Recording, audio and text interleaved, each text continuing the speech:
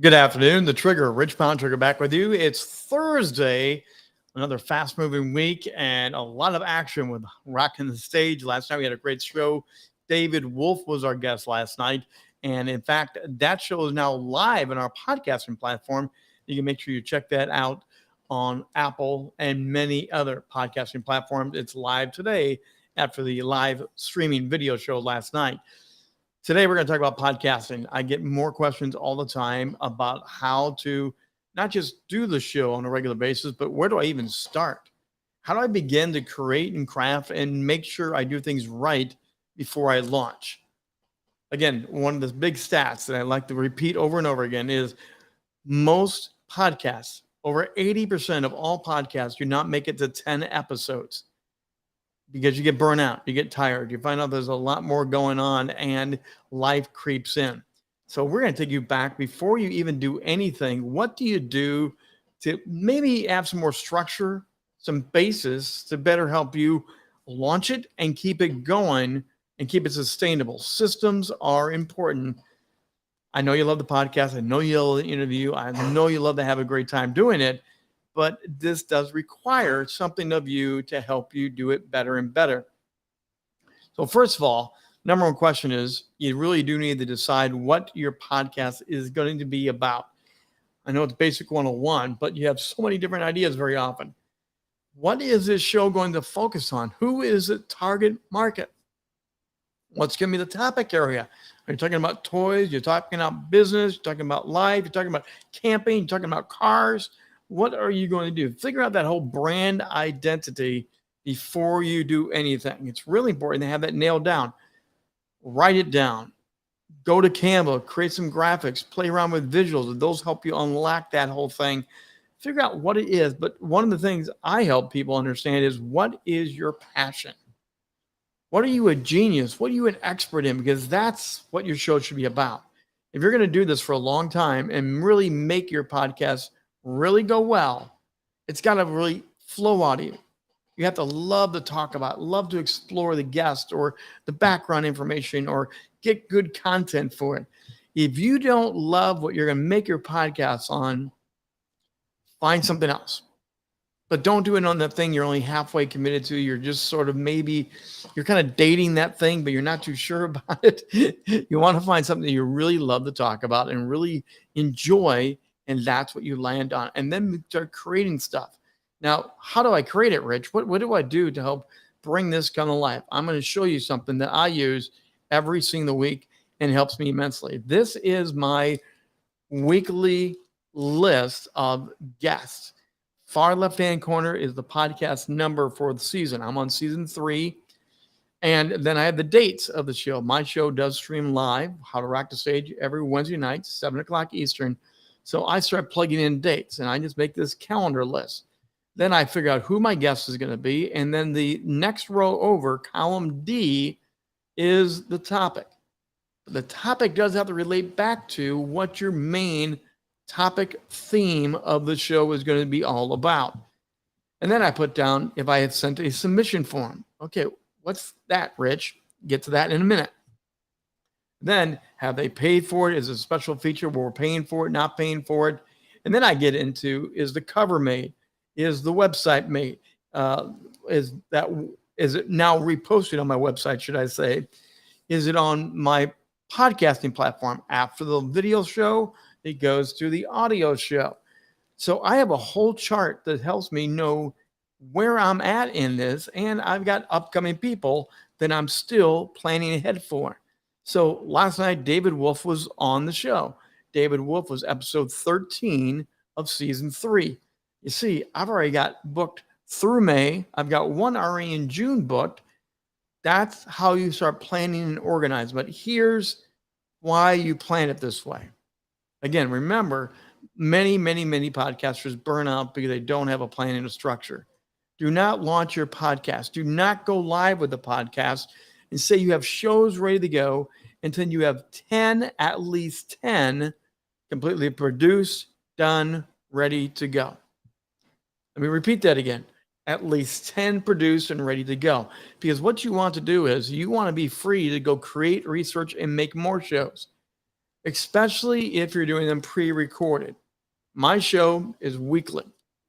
I have preparation, I have other tools to help me keep that weekly live show going. But if you're recording it for playback, what's the best day of the week for you to record, to interview other people? Come up with a main day that you're always going to do that. Or do 2 or 3 interviews in one day if you can, and make that your media day behind the scenes. Again, chart this out, write this out. Then you go into editing. Make sure you edit those and get them all ready to go. Put your opening, put your closing, put any things you're going to add in for a lead funnel. Produce that all up, and then figure out when you're going to launch. Have 10 of those completely done. Now your choice is, when you go to your podcasting platform, are you going to release them all at one time? Do all 10? Say, here's my first season, enjoy it. People do binge watch. They love binge watching. Again, you use your chart then to figure out what it is and where you are in the plan flow. It will help you on that chart to distinguish it's in production, it's been edited, it's ready to go. Oh, it's up on my podcast platform. And then whatever else you do with it. Did you make a short? Did you make a teaser? Did you whatever? But you produce all that in advance. Very important to know where you're at. Because when you start juggling multiple shows, having multiple guests, and you're planning for the next season and the next interview, you have different names, different emails, you have different dates in your head, and it all becomes gibberish.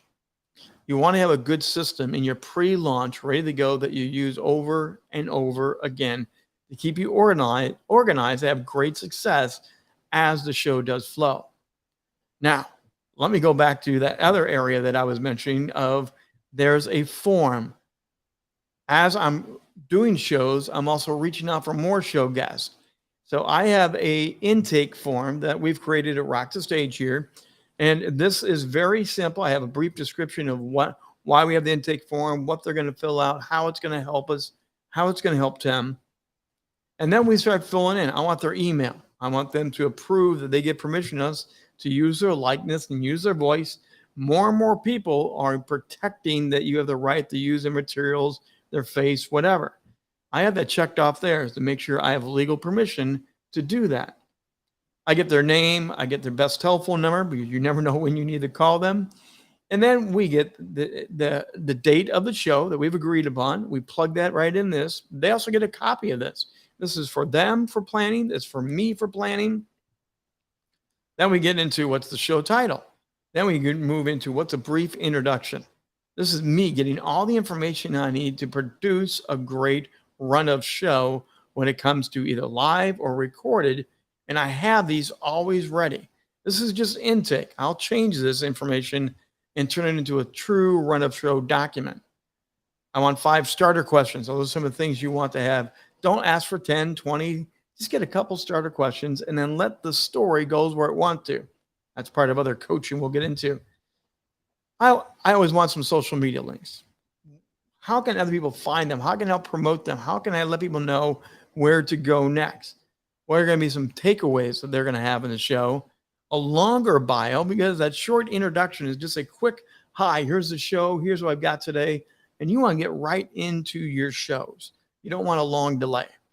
But the bio is to reach out and pull out other information, interesting facts, married, not married, dogs, cats, hobbies, awards they've won, different things that will help you as you flesh out your show. Then, depending if you have media, you can share some media in there. If they're going to have a giveaway, if they have some blogs, and always leave a blank space for, is there anything else I should know?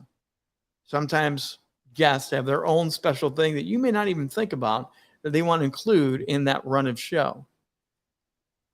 These are all back-end things that I do before I launch a show. Don't go in running blind. Don't get overexcited. Oh, I got this great guest and I want to move into the front of the line. I don't have the proper information. I don't have the proper introduction. I don't have anything ready to go. You want to make sure you pre-plan and pre-launch so everything looks good. You want the pop. You want people to be intrigued by it. You want the titles of your show to be catchy and short. This is your planning strategy, because as you get into this week after week, month after month, you are going to feel the drag of, oh, it's another week, it's another show. Again, I highly recommend go back and start with shows that are already produced. You've done all the editing, you've done all the promotional work, and get them in and have 10 ready to go. Currently, on Netflix, on Paramount, on any streaming platform, most TV series have gone from 24 episodes in 1 year. That was the old standard, to 8, 10 episodes. And they're calling that a season now. That's your first season. Copy what they're doing with the big time media and bring that into what you're doing. They're planning that way because they need to catch up. Special effects are bigger. The interview time, all the preparation, the stage, location shooting, things happen where it gets off schedule. You need to make sure it's all ready to go and then put them up there. And then go do the same thing for the second season. Learn how to prepare, not just do a show, not just wing it, but learn how to prepare that you are ready to go before you turn on the mic, before you turn on the camera. Your preparation is so vital to you. Hey, if you want to learn more about this and how to better prepare to launch your podcast, there's a lot more that goes into this. This is just a quick overview. You can always learn more from Rock the Stage Media. Go to rockthestagemedia.com. Learn more about some of our services and things that we can help you, how we produce shows for other people. We host them, co-create them. And if you want to talk to me directly, contact me, Rich at richbontrager.net. Happy to sit down, happy to give you free consultation to let you know where you're at, where you're going. And one of the reasons people fail to launch, we've all done it, is we weren't quite ready to launch and we hurried it up and we found it painful after the fact. Reach out, get some coaching, get some tips on how to better launch your podcast, make it sustainable, and make it shine brighter. Hey, that's going to do it for today. I'm the Trigger, Rich Bontrager. Thanks for dropping in and being a part of 2 p.m. As always, if you have a topic that you want me to cover, if you have a question, drop it in that email. I'm sure they cover it right here, 2 p.m., Monday through Friday, and it's always live. We'll see you tomorrow.